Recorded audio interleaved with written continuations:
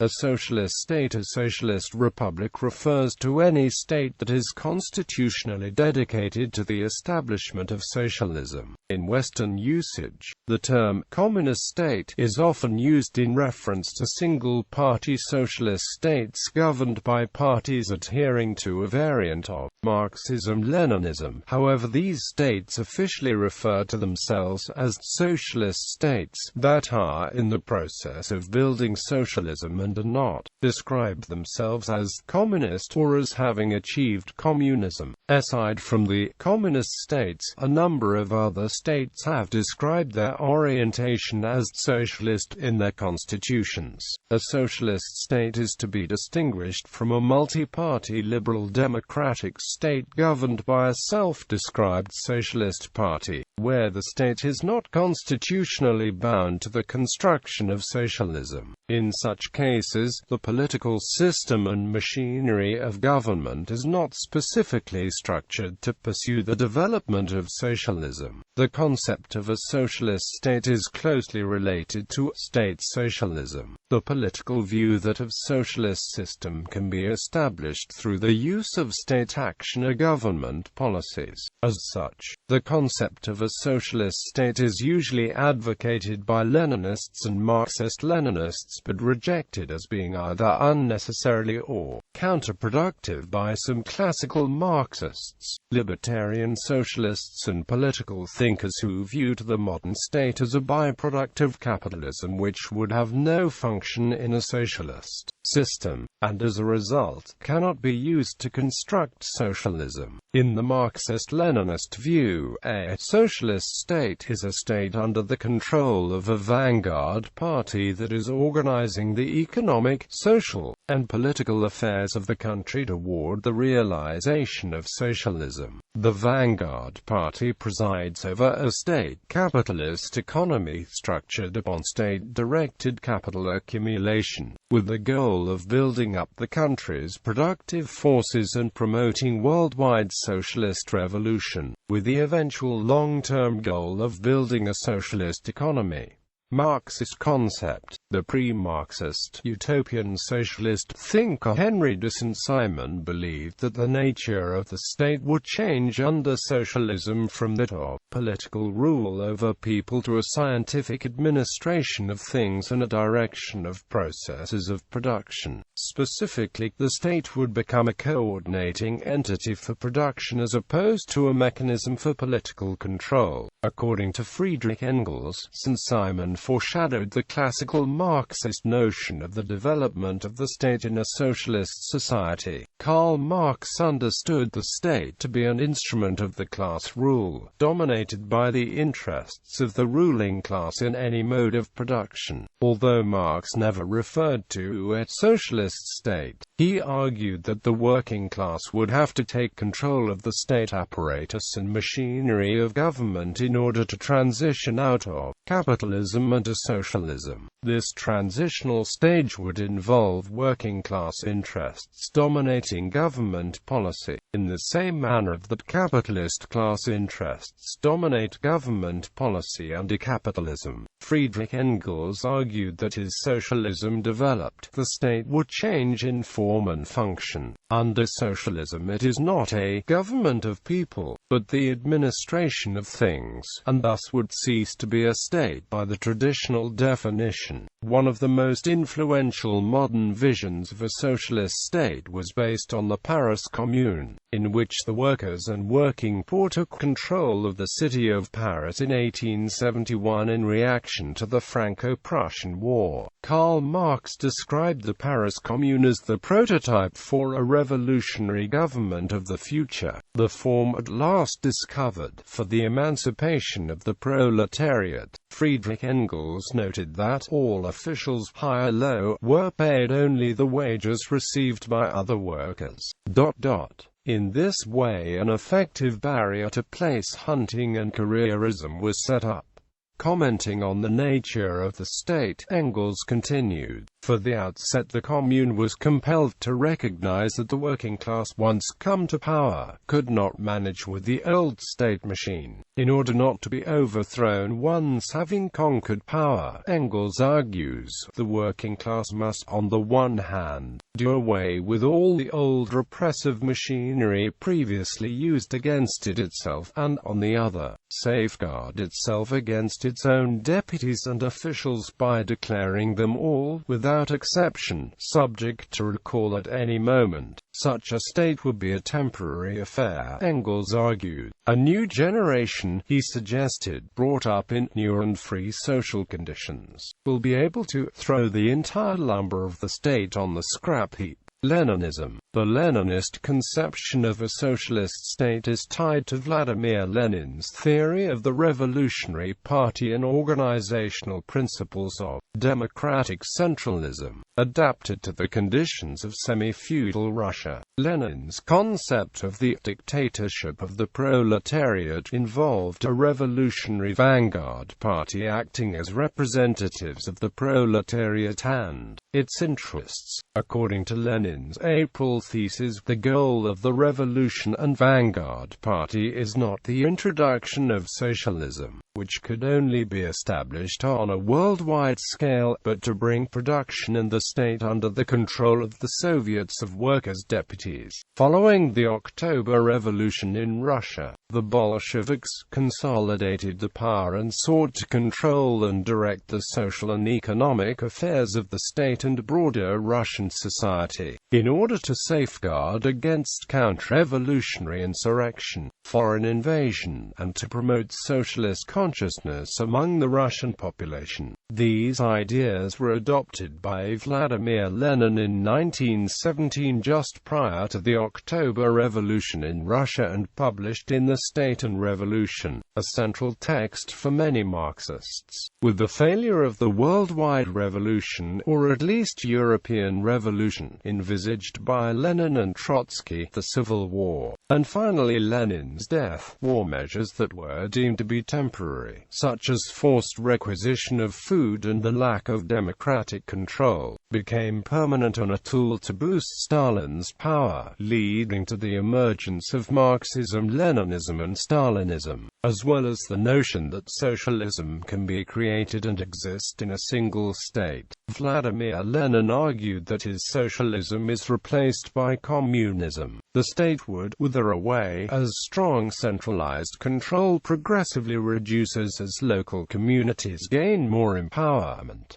As he put succinctly, so long as the state exists there is no freedom. When there is freedom, there will be no state. Trotskyism. Most theories assume widespread democracy, and some assume workers' democratic participation at every level of economic and state administration, while varying in the degree to which economic planning decisions are delegated to public officials and administrative specialists. States where democracy is lacking, yet the economy is largely in the hands of the state, are termed by orthodox Trotskyist theories as workers' states, but not socialist states, using the terms degenerated or deformed worker states.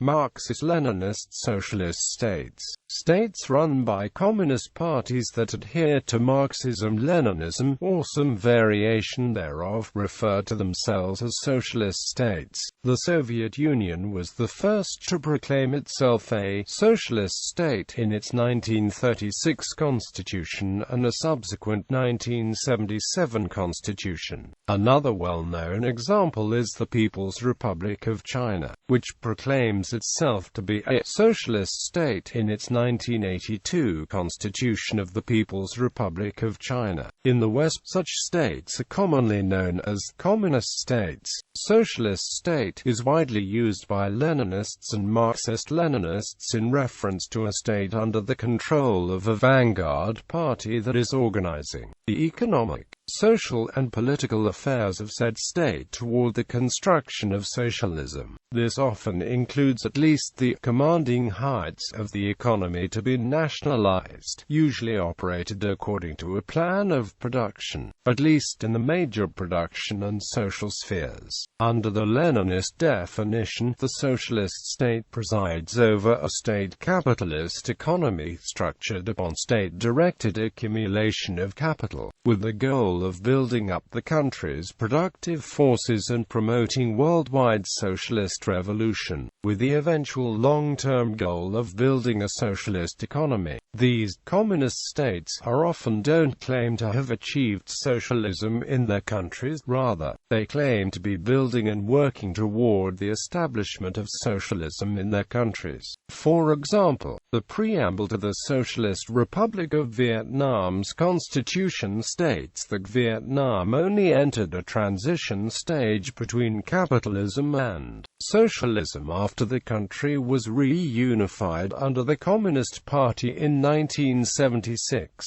and the 1992 Constitution of the Republic of Cuba states that the role of the Communist Party is to guide the common effort toward the goals and construction of socialism. The Democratic People's Republic of Korea used to be a Marxist-Leninist state. In 1972, the country adopted a new constitution, which changed the official state ideology to Jewish.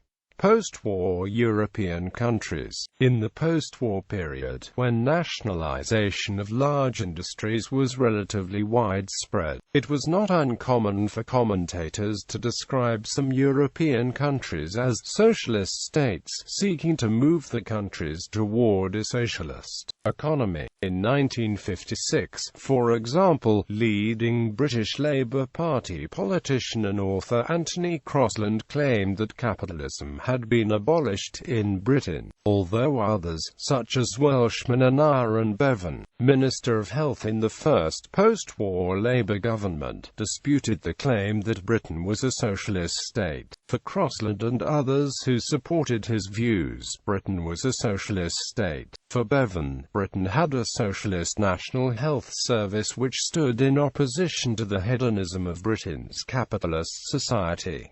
He stated, "The National Health Service and the welfare state have come to be used as interchangeable terms, and in the mouths of some people as terms of reproach. Why this is so it is not difficult to understand, if you view everything from the angle of a strictly individualistic competitive society. A free health service is pure socialism and as such it is opposed to the hedonism of capitalist society." When the Socialist Party was in power in France in the post-war period, some commentators claimed that France was a socialist country, although, as in the rest of Europe, the laws of capitalism still operated fully and private enterprises dominated the economy. In the 1980s, the Mitterrand government aimed to expand oligarchy and scheduled to nationalize all banks, but this attempt faced opposition of the European Economic Community, establishing a socialist state by reformism, a revolution. Reformist socialists, exemplified by Edward Bernstein, take the view that a socialist state will evolve out of political reforms won by the struggle of the socialists. The socialist movement is everything to me, while what people commonly call the goal of socialism is nothing. These views are considered a revision of Marxist thought. Revolutionary Marxists following Marx take the view that the working class grows stronger through its battle for reforms. Now and then the workers are victorious, but only for a time. The real fruit of the battles lies, not in the immediate result, but in the ever-expanding union of the workers. It ever rises up again, stronger, firmer, mightier. It compels legislative recognition of particular interests of the workers, by taking advantage of the divisions among the bourgeoisie itself. Thus, the 10-hours bill in England was carried. Nevertheless, according to the orthodox Marxist conception, these battles of the workers eventually reach a point at which a revolutionary movement arises. A revolutionary movement is required, in the view of Marxists, to sweep away the capitalist state, which must be smashed, so as to begin to construct a socialist society. In depicting the most general phases of the development of the proletariat, we traced the more or less failed civil war, raging within existing society, up to the point where that war breaks out into open revolution, and where the violent overthrow of the bourgeoisie lays the foundation for the sway of the proletariat. Quote, "In this view, only through revolution can a socialist state be established."